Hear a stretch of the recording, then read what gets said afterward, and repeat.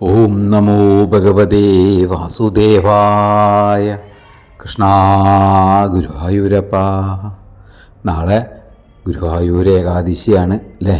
ഒരു വർഷത്തെ കാത്തിരിപ്പാണ് നമ്മളുടെ അല്ലേ. കഴിഞ്ഞ ഗുരുവായൂർ ഏകാദശിക്ക് നമ്മൾ വളരെ കേമമായി വ്രതമൊക്കെ നോറ്റവരുണ്ടാവും അല്ലേ.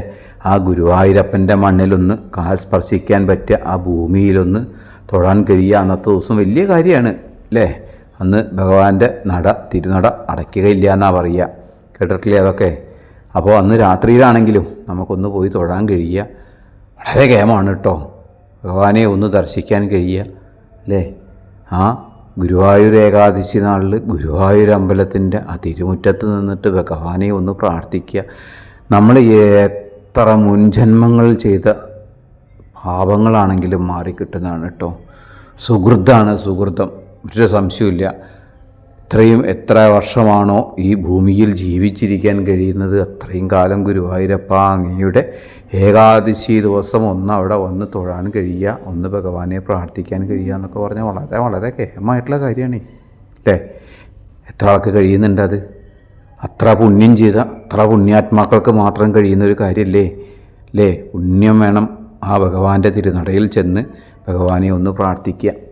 എന്നാൽ ആൾക്കാർ ചോദിക്കാറുണ്ട്, ഇപ്പോൾ കാണുമ്പോഴൊക്കെ എന്നിപ്പോൾ വീഡിയോ ഒന്നും ചെയ്തിടാൻ പറ്റാറില്ല എങ്കിൽ പോലും എന്നെ അറിയുന്ന കുറേ ആളുകളുണ്ട്. അവരൊക്കെ ചോദിക്കാറുണ്ട്, ഇപ്പോൾ ഈ ഏകാദശി വ്രതം എടുക്കുക എന്ന് പറഞ്ഞാൽ ഏകാദശി വ്രതം എടുക്കുക എങ്ങനെയാണെന്നൊക്കെ എല്ലാവർക്കും അറിയാം അല്ലേ.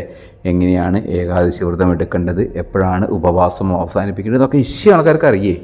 അതിലൊന്നും ഇപ്പോൾ ആർക്കും സംശയങ്ങളൊന്നുമില്ല, എല്ലാവർക്കും അറിയാവുന്ന കാര്യങ്ങൾ തന്നെ അതൊക്കെ.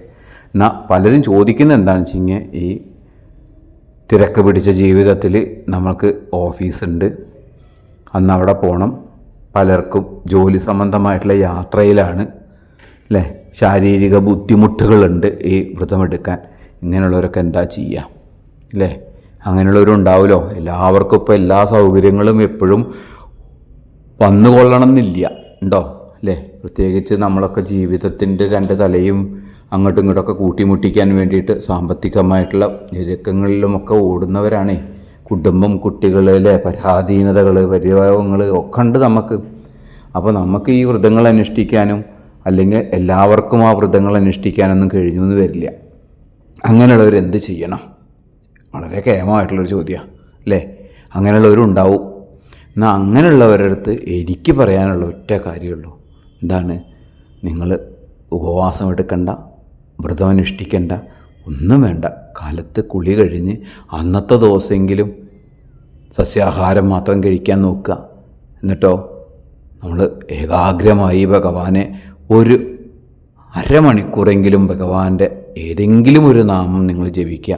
ഭഗവാന്റെ അനവധി നാമജപങ്ങളുണ്ട് അല്ലേ. തറത്ത നാമജപങ്ങളുണ്ട്, എത്രയോ നാമജപങ്ങൾ, ശ്രേഷ്ഠമായ നാമജപങ്ങൾ. ഏത് നാമജപമാണോ നിങ്ങൾക്ക് വളരെ ഭംഗിയായി ജപിക്കാൻ കഴിയുക. എന്താ ഭംഗിയായി ജപിക്കുക എന്ന് പറഞ്ഞാൽ 100% ഭഗവാനിൽ അർപ്പിച്ച് മനസ്സും അല്ലേ ഏകാഗ്രമാക്കി ഭഗവാനെ മാത്രം മനസ്സിൽ സങ്കല്പിച്ചുകൊണ്ട് നിങ്ങൾക്ക് ഏത് നാമമാണോ ജപിക്കാൻ കഴിയുന്നത് ആ നാമം ഇത്ര വട്ടം നിങ്ങൾ കണക്കാക്കണ്ട. എത്ര വട്ടമാണോ നിങ്ങൾക്ക് ജപിക്കാൻ കഴിയുക, നാളെ എത്ര വട്ടം നിങ്ങൾ ഭഗവാനെ വിളിച്ചാലും അത്രയും പുണ്യമാണ് കേട്ടോ. നാളത്തെ ഒരു ദിവസം എന്ന് പറയുന്നത് എത്ര പ്രാവശ്യമാണോ നിങ്ങൾക്ക് ഭഗവാനെ പ്രാർത്ഥിക്കാൻ കഴിയുക, ഭഗവാന്റെ നാമജപങ്ങൾ ജപിക്കാൻ കഴിയുക അല്ലേ, അത്ര കേമാണ്.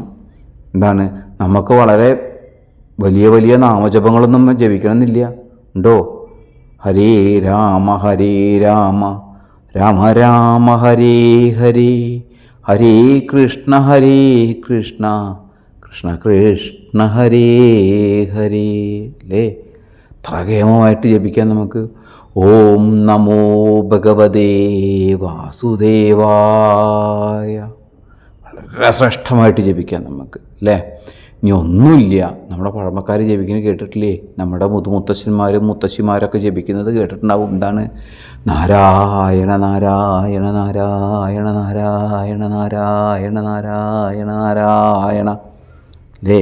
നാരായണ നാരായണ നാരായണ നാരായണ നാരായണ. നിങ്ങൾക്കപ്പോൾ നാളത്തെ ഒരു ദിവസം എന്ന് പറയുന്നത് നിങ്ങളുടെ ജീവിതത്തിൽ ഒരു അരമണിക്കൂർ നിങ്ങൾ ഭഗവത് പ്രാർത്ഥനയ്ക്ക് മാറ്റി വയ്ക്കുക. ഗുരുവായൂരപ്പനെ പ്രാർത്ഥിക്കുക. ഗുരുവായൂർ ഏകാദശിയാണ്. ഒട്ടും ഉപേക്ഷ വിചാരിക്കരുത്. നോൽക്കാൻ കഴിയുന്നവരെല്ലാം നോൽക്കണം, എല്ലാവരും നോൽക്കണം എന്നാഗ്രഹിക്കുന്ന ഒരാളാണ് ഞാൻ. നോൽക്കാൻ കഴിയാത്തവർക്ക് അവരുടേതായ ബുദ്ധിമുട്ടുകളുണ്ടാവാം അല്ലേ? അങ്ങനെ ബുദ്ധിമുട്ടുകളുള്ളവർ 4 നാമം ജപിക്കുക. ഭഗവാന്റെ അനുഗ്രഹം നിങ്ങൾക്കെല്ലാവർക്കും എപ്പോഴും വേണ്ടുവോളം ഉണ്ടാകട്ടെ എന്ന പ്രാർത്ഥനയോടെ ഓം നമോ ഭഗവതേ വാസുദേവായ. കൃഷ്ണ ഗുരുവായൂരപ്പ.